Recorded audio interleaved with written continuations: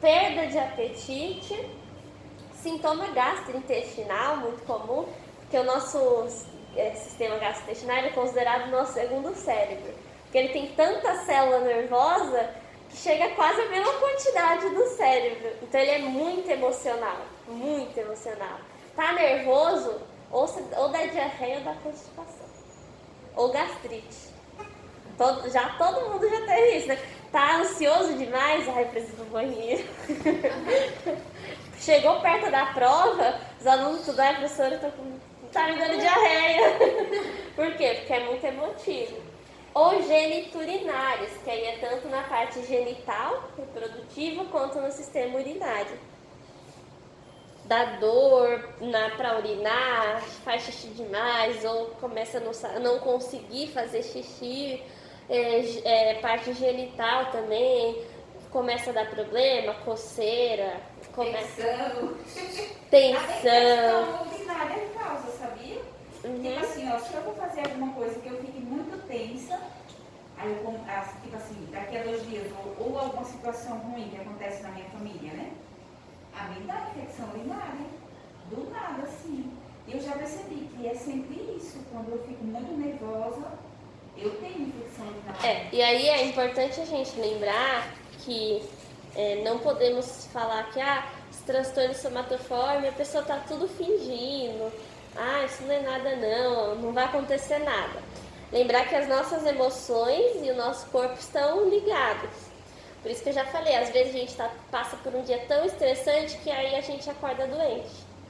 Com uma gripe, com febre, né? Às vezes com a garganta ruim, causa dores. Então, tem associação com a nossa saúde do mesmo jeito. A nossa saúde emocional, ela é tão importante quanto a saúde física.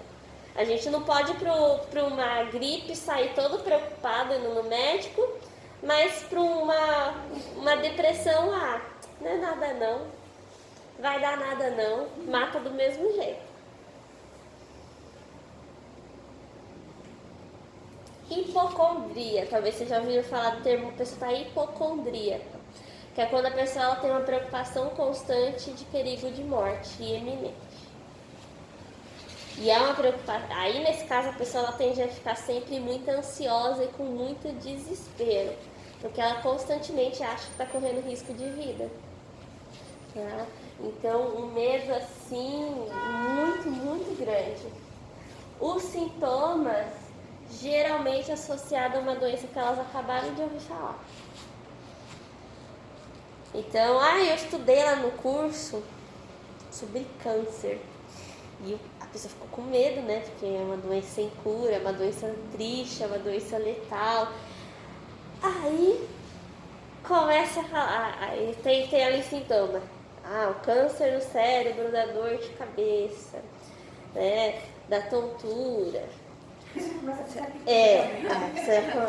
E aí, às vezes, vem uma dor de cabeça tão, tão grande que a pessoa fala assim, não, eu vou morrer? Certeza? Vou morrer? Aí ela vai no médico. Aí ela fala assim, não, quero os exames, né? Vai que tem alguma coisa. Aí, de novo, bateria de exames. Lembrar que às vezes a pessoa tem sintoma e tem ali a doença. Mas nesse caso, a pessoa tem sintoma, faz todos os exames possíveis e nunca dá nada. Faz em um hospital, faz em outro. O hipocondríaco, ele vai estar sempre preocupado. Então, ele sempre vai procurar médico. E se o médico não falar, que ele fala, olha, você não está saudável, aqui tá os exames, mostra, né, a pessoa, e a pessoa não satisfeita vai procurar outro. Não acredito. E quer remédio. Quer remédio, não, me passa o remédio. Nossa, mas você só vai passar isso, me passa mais remédio. Como se o remédio fosse até solucionar. E aí, uma dica assim que é quase infalível para saber se é um sintoma psicológico, que é placebo. Vocês já ouviram falar esse termo? Placebo, ele parece um medicamento, mas não tem nenhum medicamento ali dentro. Às vezes chamamos de pílula de açúcar, porque não tem nada, só açúcar. Ou às vezes nem isso, né? Só um jeito de falar que não tem medicamento. Quando a pessoa está com um sintoma psicológico, aí o médico fala, olha, toma esse medicamento a enfermeira vai te dar, e aí vai aliviar os seus sintomas, tá? É bem rápido, vai ajudar. Aí dá um placebo, a pessoa acabou de engolir e já tá melhor. Isso não vai acontecer.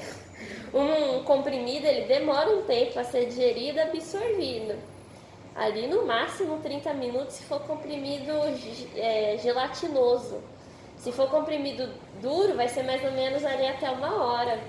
A pessoa acabou de engolir, já parou sintoma? Não tem sentido. É psicológico. Não sei se vocês já assistiram Dr. House. É uma série de um médico. E ele tem um problema na perna. Mas não é bem um problema. Ele já teve problema. Teve que operar, só que se recuperou. Só que a dor na perna não sumiu. Tanto que ele chegava a mancar. Ele sentia uma dor muito, muito grande. E como ele era médico, ele pegava o medicamento na enfermaria. E o dele era isso. Ele tomava comprimido como se fosse uma balinha de iogurte. Aí já melhorava. Não. Aí teve um episódio que ele tava com muita dor, porque ele começou a se viciar no medicamento. Era um medicamento para dor, era viciante. E aí ele chegou numa outra doutora e falou: olha como é que tá a minha perna. Aí ele mostrou. Aí mostrou a visão dos dois. A visão dele, inicialmente, a perna dele estava toda retorcida. Toda, né, como se tivesse torcida, quebrado ali. Aí depois, no final do episódio, mostrou a visão da médica. Não tinha nada.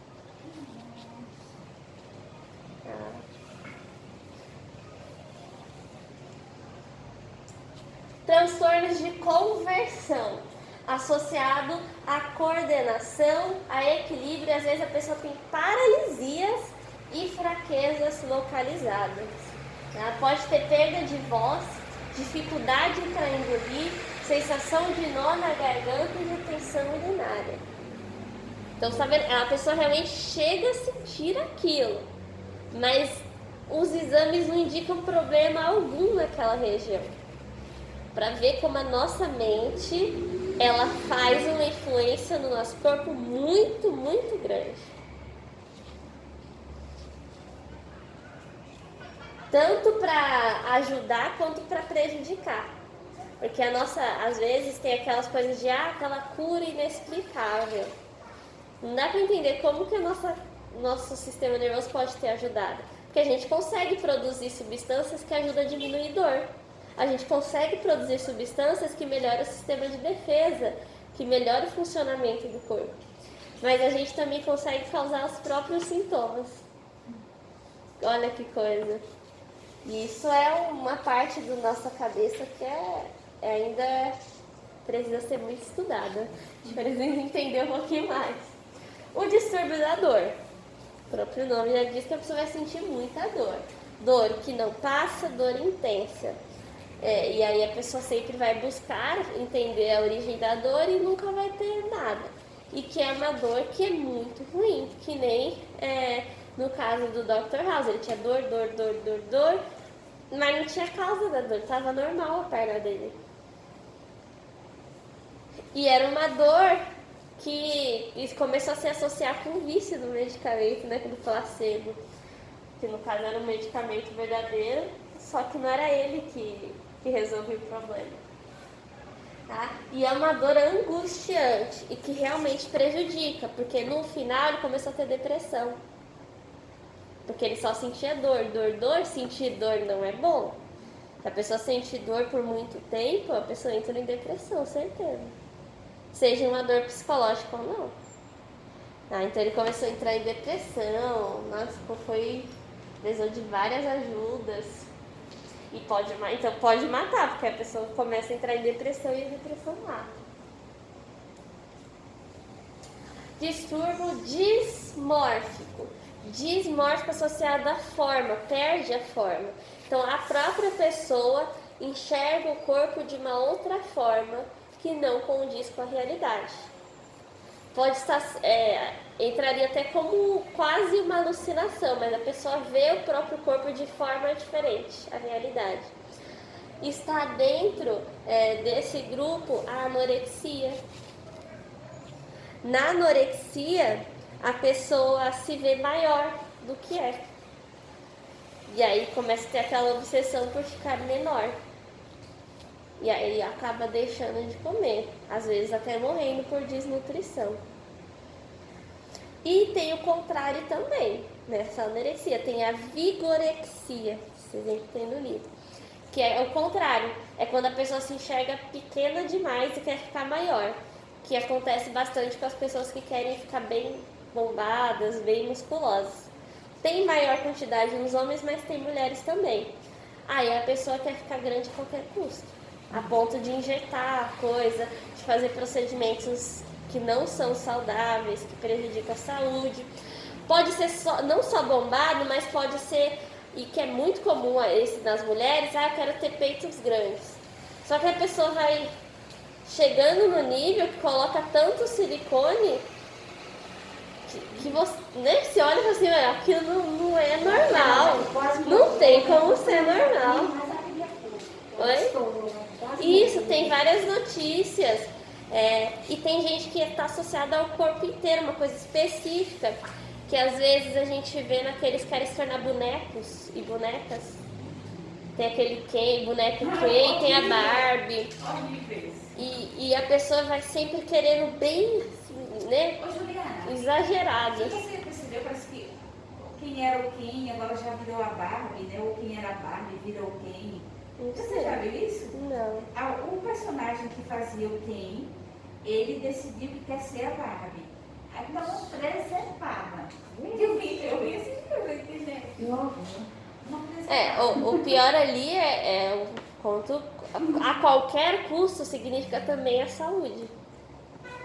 A prejudicar a própria saúde. E não vale a pena. Ele morreu, né? Oi? Ele morreu, aquele que sempre ia no programa do Gugu, que queria ser o que era perfeito, né? Igualzinho. Então, é muito comum, aí tem também da parte da bunda, né? Que é a mulher melancia, a mulher melão, aí coloca, a ponto de, às vezes, causar até a morte da pessoa. Ou pode ser algo mais específico, né? Então, entraria como um distúrbio dismórfico. Às vezes, a pessoa, sei lá, tem uma orelha um pouquinho maior que o normal. Aí recebe muita ofensa na infância, principalmente na infância, o famoso bullying. Aí a pessoa começa a ficar fissurada naquilo, e aí ela começa a enxergar a orelha muito maior. Aí o que ela vai querer fazer? Arrancar a orelha. De sério, de verdade.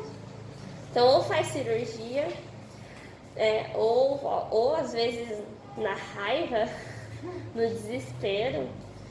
Já teve casos de pessoas que no desespero cortou a barriga, porque eu quero emagrecer. E você fez tirar. Mas é uma coisa que... Uma doença mesmo. E o pior é que a sociedade não ajuda, né? Essas coisas de, os modelos sempre tem que ser muito magras, as coisas sempre tem que ser pra gente magra. Aí a pessoa fica mais louca ainda. Aí quando a pessoa sai na rua, a pessoa chama a pessoa de gorda, a família às vezes também. Então, acaba prejudicando mais ainda. E aí nessa parte de emagrecer é muito mais comum nas mulheres. Não é à toa, né? Tanto de propaganda. Os sintomas, a pessoa tende a ficar sempre muito ansiosa porque sempre tem alguma coisa errada e ela quer consertar aquilo a todo custo. E o pior é que muitas vezes a pessoa que está de fora vê de forma diferente e não entende, discorda. E aí a pessoa vai ficar mais brava ainda porque ninguém acredita nela. Mas tentar se colocar no lugar. Eu tô sentindo uma dor, eu às vezes chego a ver um machucado. E aí eu falo pra alguém que eu confio e a pessoa fala que eu tô mentindo, você vai ficar bravo, você vai se sentir contrariado, assim, essa pessoa não gosta de mim, não sei o que tá acontecendo.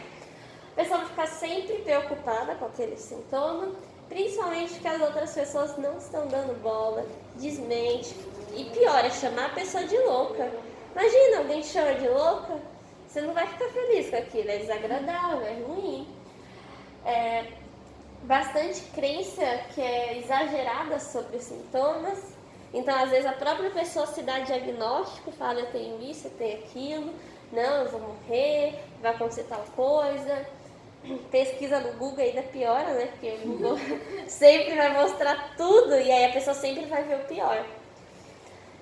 A pessoa tende a não cumprir o tratamento, não resistir ao tratamento psicológico, e fala, não, isso não é suficiente, eu preciso resolver essa doença, senão eu vou morrer. Principalmente hipocondríaco. Demonstração sempre negativa em relação à equipe médica. Porque a equipe médica tá tudo errado. Não quer me ajudar, não quer me tratar, quer me matar.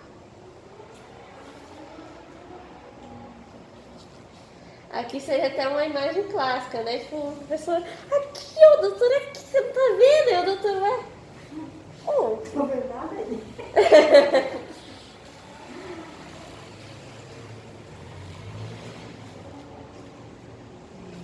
O tratamento, que vai envolver psicoterapia, vai envolver às vezes medicamentos também, seja às vezes até placebos, ou fitoterápicos, ou medicamentos que não têm que ter efeito colateral. E principalmente, se for medicamento com efeito, vão ser o uso de calmantes, ou de medicamentos que ajudam a diminuir a ansiedade, que aí a pessoa tende a ficar já um pouco mais tranquila. E aí isso vai reduzir ali a intensidade dos sintomas, ajudando até a pessoa a se comunicar melhor, né, entender melhor as coisas. E tem ali uma melhoria de comportamento. Lembrar como a gente deve agir. Primeiro, tente não discordar da pessoa. Não concorda, mas também não discorda. Ouve a pessoa. Conversa assim, nossa, sério, o que mais? Assim, ok, mas onde é que tá? Às vezes até pra pessoa começar a pensar.